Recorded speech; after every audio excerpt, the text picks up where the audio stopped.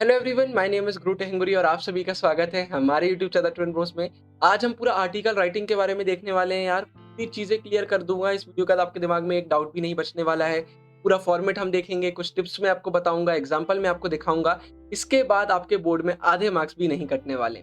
तो सीधा चालू करते हैं यार, बहुत ही इंटरेस्टिंग वीडियो होने वाली है। डिस्क्रिप्शन में आपको पीडीएफ मिल जाएगा, अगर आप बाद में देखना चाहते हैं तो बिल्कुल देख सकते हैं, और टाइम स्टैम्प्स भी आपको मिल जाएंगे। सर, अगर बात करें हम इस वीडियो में क्या देखने वाले हैं, सबसे पहले हम देखेंगे भाई आखिर आर्टिकल होता क्या है, आर्टिकल राइटिंग क्या होता है। फिर हम फॉर्मेट देखेंगे, फिर मैं कुछ टिप्स आपको बताऊंगा, और आखिरी में 2 एग्जांपल हम देखने वाले हैं। तो सबसे पहले यार, अगर हम बात करते हैं आर्टिकल होता क्या है। भाई आर्टिकल एक सिंपल रिटन वर्क होता है जो कि हम प्रिंट और इलेक्ट्रॉनिक मीडियम में पब्लिश करते हैं। इसका सिंपल सा एक पर्पस होता है यार कि इससे हम न्यूज़ दूसरों तक फैलाते हैं कि क्या न्यूज़ है, कुछ भी एनालिसिस है हम वो दिखाते हैं। हम कुल मिला के हम लोगों के सामने अपने ओपिनियन रखते हैं, उनको किसी टॉपिक के बारे में अवेयर करवाते हैं। ये चीज़ एक आर्टिकल में आ जाती है। इसके बाद अगर जनरली हम बात करते हैं तो जो पीस ऑफ राइटिंग हमारा आर्टिकल है, इसको न्यूज़पेपर और मैगज़ीन में पब्लिश किया जाता है। तो ये हमारा आर्टिकल का आता है। इसके बाद अब भाई अगर हम बात कर लेते हैं फॉर्मेट की, तो इससे पहले आपको मार्किंग स्कीम पता होना चाहिए। पहले आर्टिकल बोर्ड एग्जाम में 10 मार्क्स के लिए आता था, लेकिन अब ये 5 मार्क्स के लिए आने लगा है। एक आपका फॉर्मेट का होता है, 2 कंटेंट और 2 एक्सप्रेशन के होते हैं, तो टोटल 5 मार्क्स का आपका आर्टिकल राइटिंग आपको देखने को मिलेगा। अगर इसके फॉर्मेट की बात करते हैं तो सबसे पहले आपको हेडिंग बीच में लिखना है। हेडिंग के नीचे आपका बाय आएगा, मतलब किसने ये लिखा है आपको वो नाम लिखना पड़ेगा, क्वेश्चन में आपको मेंशन्ड होगा। अगर नहीं है तो एबीसी XYZ आप लिख सकते हैं, कभी भी अपना नाम हमें नहीं लिखना है। इसके बाद फिर हमारी बॉडी आएगी।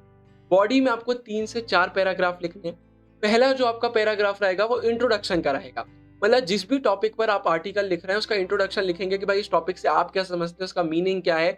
ऐसे करके पूरा आपका एक इंट्रोडक्शन बनेगा। इसके बाद आपका सेकंड जो पैराग्राफ होगा, और आप थर्ड भी लिख सकते हैं, ये आपके ऊपर है, आप 1 लिखना चाह रहे हैं या 2 लिखना चाह रहे हैं। तो सेकंड और थर्ड जो आपका पैराग्राफ रहेंगे, इसमें अगर आपकी जो हेडिंग है उसके कुछ टाइप्स है तो आपको वो बताना पड़ेंगे, उसके इफेक्ट्स बताना पड़ेंगे, करंट सिनेरियो बताना पड़ेंगे, पूरी चीजें आपको बताना पड़ेंगी। फॉर एग्जाम्पल से हम पॉल्यूशन पर लिख रहे हैं, तो पॉल्यूशन के आपको कॉजेस बताने पड़ेंगे, फिर उसको हम ठीक कैसे कर सकते हैं आपको ये बताना पड़ेगा।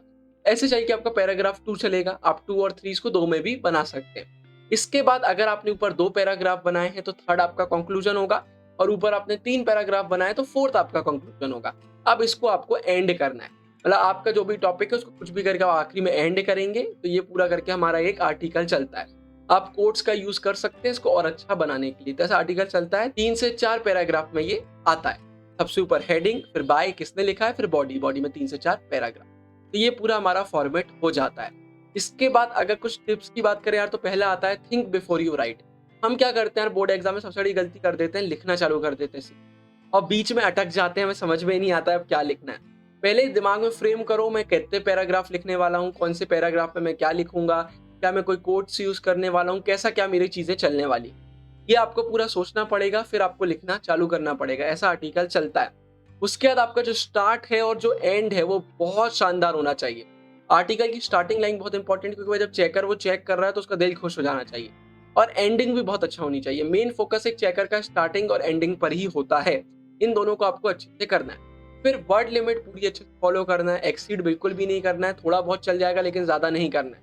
बहुत सारे बच्चे गलती कर देते हैं कि 10-12 पेज लिख दिए, जबकि इतना कुछ है ही नहीं। जितनी वर्ड लिमिट है आपको उतना ही लिखना है। उसके बाद अपने पर्सनल ओपिनियन बिल्कुल देना है आपको आर्टिकल में कोई प्रॉब्लम नहीं होगी। स्पीच में भी यही रहता है, हर चीज में आप अपने पर्सनल ओपिनियन दे सकते हैं। उसका ग्रामेटिकल मिस्टेक्स हमें नहीं करना है। राइटिंग स्किल एक बहुत इंपॉर्टेंट चीज होती है, यहाँ पर आपको अच्छे वर्ड्स यूज करना और कोई भी मिस्टेक नहीं करना, नहीं तो मार्क्स कम हो जाते हैं, याद रखिए। उसके बाद कोई इंपॉर्टेंट पॉइंट है तो उसको आप अंडरलाइन कर सकते हैं। तो आपको पूरे पेपरों में करना है, बोर्ड एग्जाम में जो जो चीज इंपॉर्टेंट होती है उन्हें पेंसिल से हमें अंडरलाइन करना है। उसके बाद कोट्स का आप यूज कर सकते हैं, कोटेशन आप लिख सकते हैं।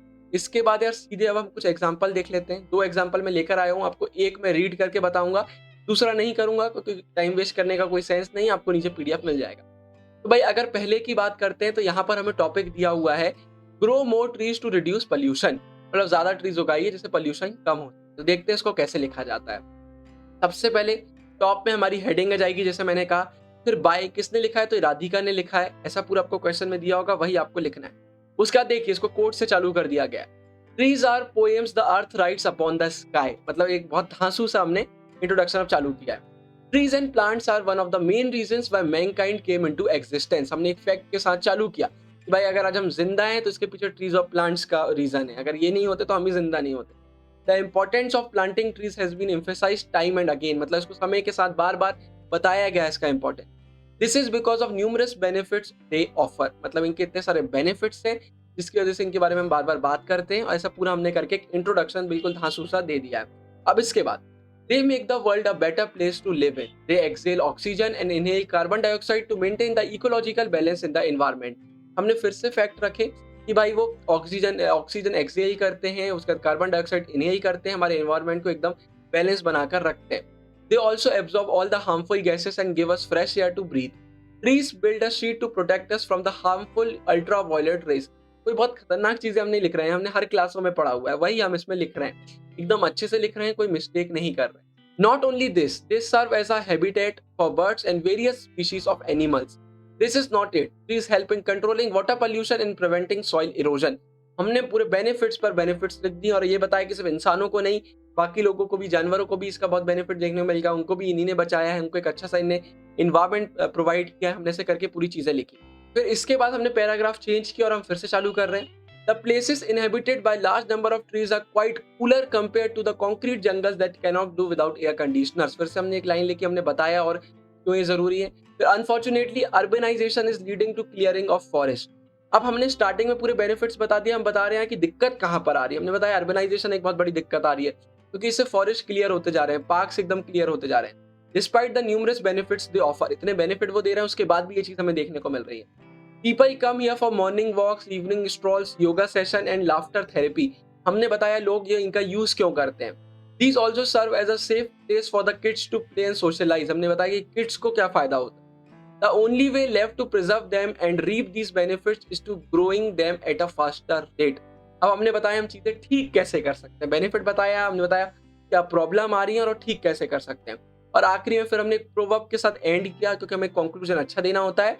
As a Chinese proverb states, the best time to plant a tree was 20 years ago. The second best time is now. हमने कितना सॉलिड यहाँ पर पॉइंट दिया है। So do your bit and make this place more beautiful. हमने इतने प्यारे तरीके से इसको एंड कर दिया। इसके बाद हमारा अगला आता है जहाँ पर हमारा टॉपिक है the impact of advertisement on the younger generation. इसको मैं रीड नहीं कर रहा हूँ, आपको पीडीएफ मिल जाएगा, एक बार पढ़ लीजिएगा। आपको जैसे प्रैक्टिस करते जाना है, अगर आप प्रैक्टिस करते तो आपको कोई प्रॉब्लम नहीं हो। हमने और भी राइटिंग स्किल अपने चैनल पर अपलोड कर दिए हैं, आपको आई बटन में प्लेलिस्ट मिल जाएगी, बिल्कुल चेकआउट कीजिएगा, तब आपको क्लियर हो जाएगा। इसके बाद इसी के साथ इस वीडियो को खत्म करते, आई होप आपको वीडियो अच्छी लगी होगी। अगर वीडियो अच्छी लगी तो वीडियो को लाइक कीजिएगा, चैनल को सब्सक्राइब कीजिएगा, कोई डाउट बचता तो कमेंट में जरूर पूछिएगा, और मैं तो मिलता रहूंगा आने वाली वीडियोस में। तब तक के लिए साइनिंग ऑफ, गुरु टेंगरिया, बाय बाय।